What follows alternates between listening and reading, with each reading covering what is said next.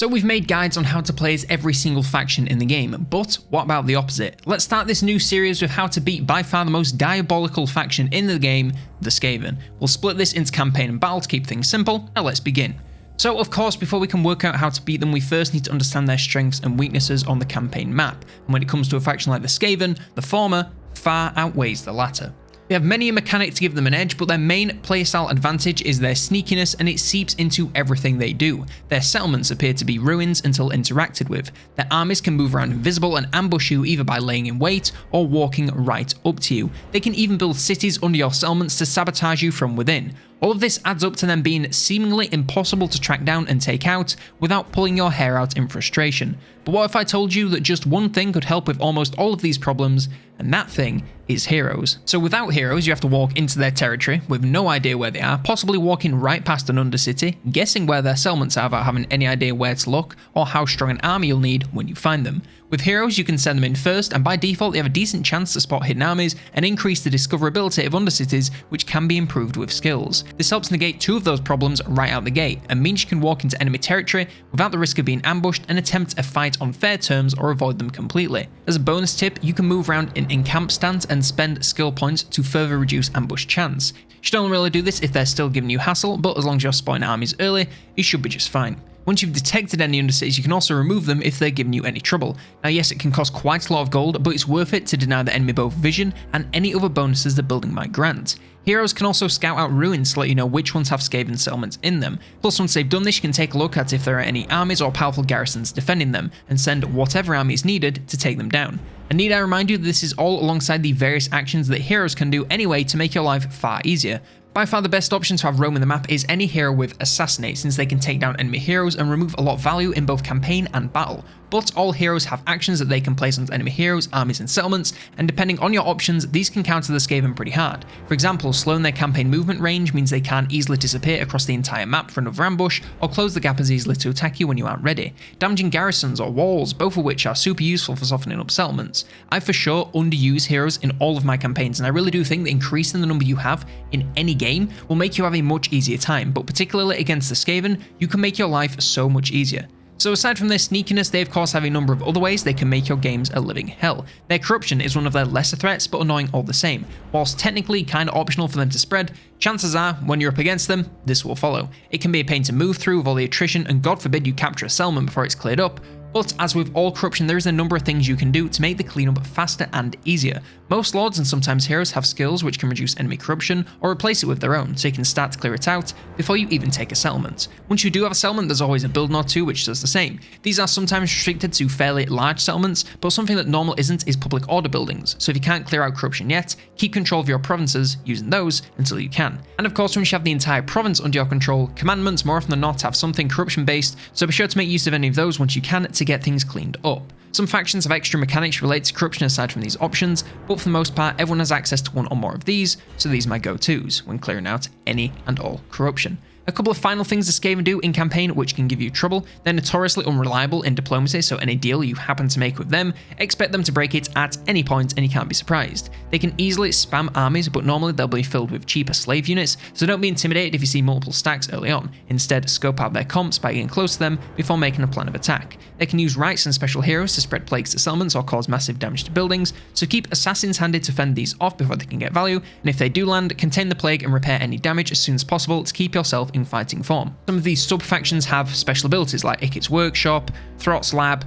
I'm not going to cover those because those are faction specific. These are the things that every single Skaven, no matter who they are, major, minor settlements, they will use these things. So if you counter all of this, you only have to worry about the rest of the little things that honestly don't have as much of an impact compared to this stuff. The Skaven are a very strong faction by themselves. Ickett's Claw, yes, he can make himself obscenely overpowered, but without any of his baseline mechanics, he'd probably be about normal. And with all that out of the way, we can move on to battle. The main problem with the Skaven in battle, assuming you can even manage to get a fair fight, is their sheer number of units across every category. They have something great no matter the unit type, with strong infantry, monsters, ranged units, war machines and artillery. This makes them exceptionally hard to counter build since it can be hard to know what you're up against. Now, each of the major factions does have playstyles and builds that they are more likely to follow, like Throt loving his monsters, Nickit preferring Warpstone fueled war crimes. So if you know which rats you're up against, you can kind of play around them. The Skaven also have much higher entity counts than most other factions, meaning they can quite easily swarm you if you're playing as someone with a much lower entity count, such as the Dwarves. It does come at the cost of their entities being a lot easier to take out,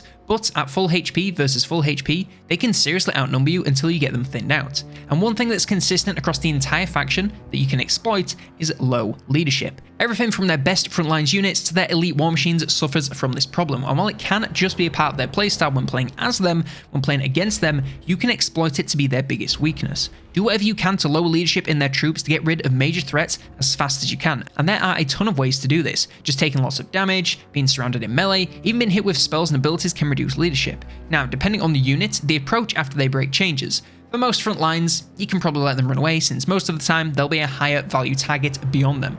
Ranged units, especially later game weapons teams and artillery, want to be shattered so that they don't come back. The last thing you want is them regaining leadership and launching death at you from a mile away, again, meaning you need to close the gap all over again. War machines like the Doom Wheel and high value monster targets also want to be either shattered or wiped out completely if possible. Normally this should be relatively easy since they're prone to being trapped in melee troops once they stop moving after a charge, especially once retreat kicks in. You've seen it before.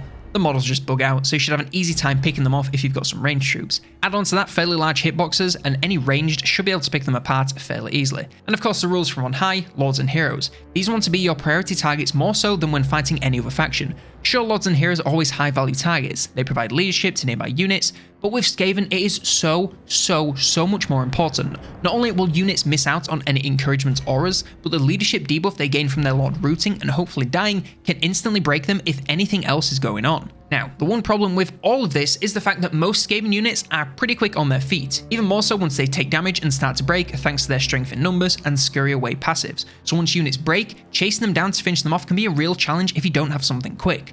Another of the Skaven's greatest strengths is their Menace Below ability, allowing them to summon units from underground wherever they want on the map, much to the frustration of their opponents. It feels like every single battle I have my units just where I want them when all of a sudden some clan rats appear and stop ranged units from firing or slow down the approach of my melee troops. Now, whilst there is no way to actually counter this outside of cleansing Skaven corruption wherever you go, there are a couple of things you can do to make it have a lot less of an impact. By simply spreading out units and having gaps in your lines, you can minimize their impact to maybe only one unit rather than hitting 4 at once and stopping your entire advance. This approach will also help you avoid multiple units getting hit by their powerful ranged and spells, so it's a great way to approach them all around. Now yeah, checkerboard is boring and overdone, but it's overdone for a reason. It works. I'd also recommend you keep something fast but hard hitting back before your lines get into position to attack any spawnings that appear to break them as soon as possible, so your army can get back to work. As for an actual army composition to go against the rats, obviously no two factions are exactly the same, so no one comp will fit for each faction, but if I was playing as say the Empire, who have a little bit of everything, this is probably how I'd do it. For front lines, you want the toughest units you have without really focusing on damage. Skaven units are very aggression focused, so trying to box them in the front lines will rarely end well. If you can get something with shields or any other missile defense, then do that too, since Skaven missile troops can be pretty devastating if you have no cover. For ranged, I'd focus on some high armor piercing damage. While their front lines can be scary, the real threats in melee will be the monsters and war machines, so you should be able to spot them over their infantry and pick them off, no problem. If their lords and heroes are mounted, you can do the same to them and take out a key pillar of their army, no problem. You can also bring something to take care of infantry, and since their numbers are so large, area damage like explosives are the best option, but work with what you have.